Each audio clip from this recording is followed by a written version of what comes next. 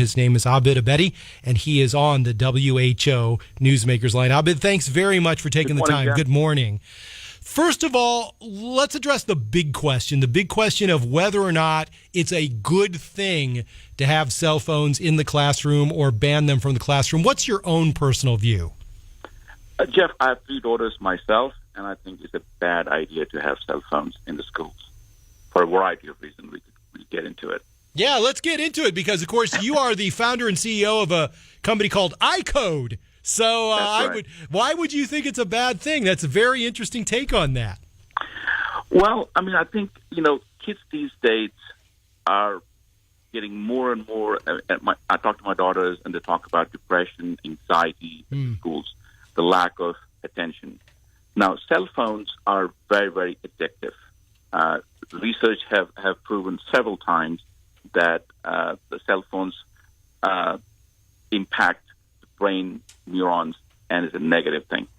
It releases an enzyme called dopamine in the brain, which leads to addiction, and which is very similar to addiction for nicotine, alcohol, and other drugs. So cell phones are actually addictive. And we talk about not just forget the kids, Jeff. I mean, adults are addicted to it. Yeah. We're constantly looking at our phone nonstop. So when you're in the school, you're there to pay attention to and listen to.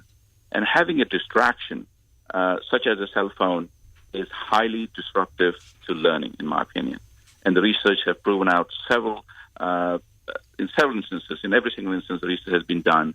For instance, there was a research done in the London School of Economics study that banning a smartphone actually causes an improvement in the students' test scores. There's a Journal of Education and Psychology study that when they did the research, the kids actually scored half a grade lower grade on exam than those who had not used the device.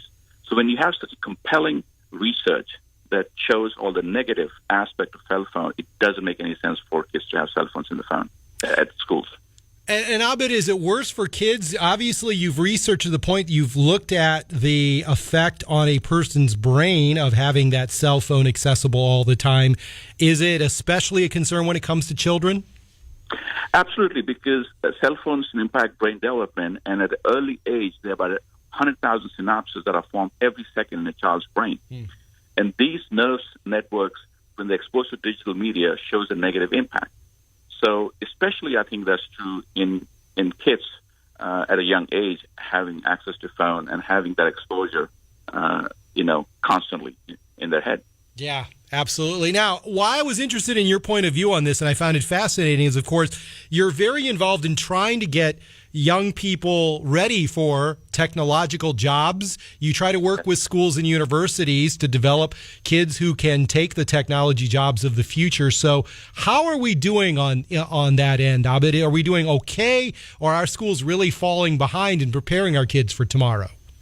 I think there's challenges, Jeff, to having schools or even universities, keep up with the technology. The curriculum that's been written, or in order to change a curriculum in the school district, it takes an act of God. And technology, as you know, is changing at such a rapid pace that the schools and universities absolutely are not able to keep up with the changes that are taking place.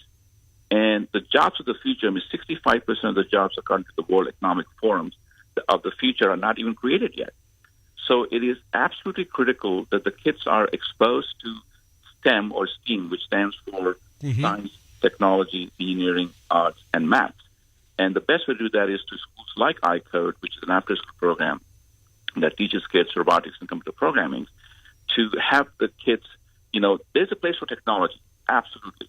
In my own daughters, Jeff, in the evening I see them collaborate with their friends on social media, on Facebook, whether it's doing projects or answering questions or doing homework. So I think there's a place for technology in kids' life. I'm not saying that kids should not be exposed to technology, but there's a time and a place for it.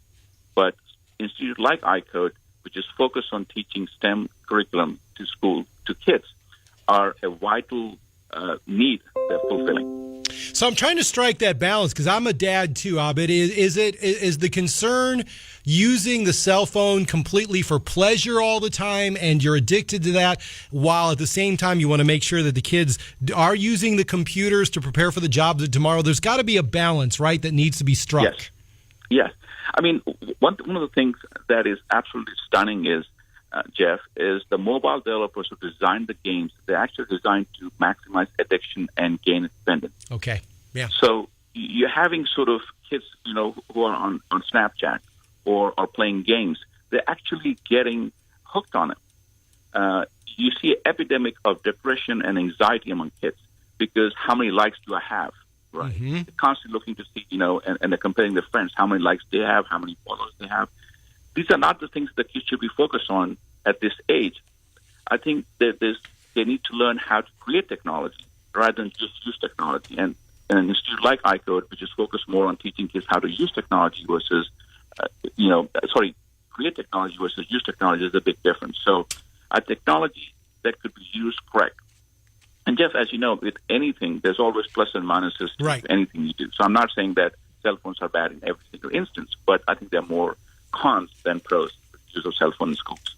He is the founder and the CEO of iCode, and that's why I'm fascinated by his view on this. His name is Abid Abedi. And Abid, thank you for taking the time today. I appreciate your view. Bridget, thank you for having me.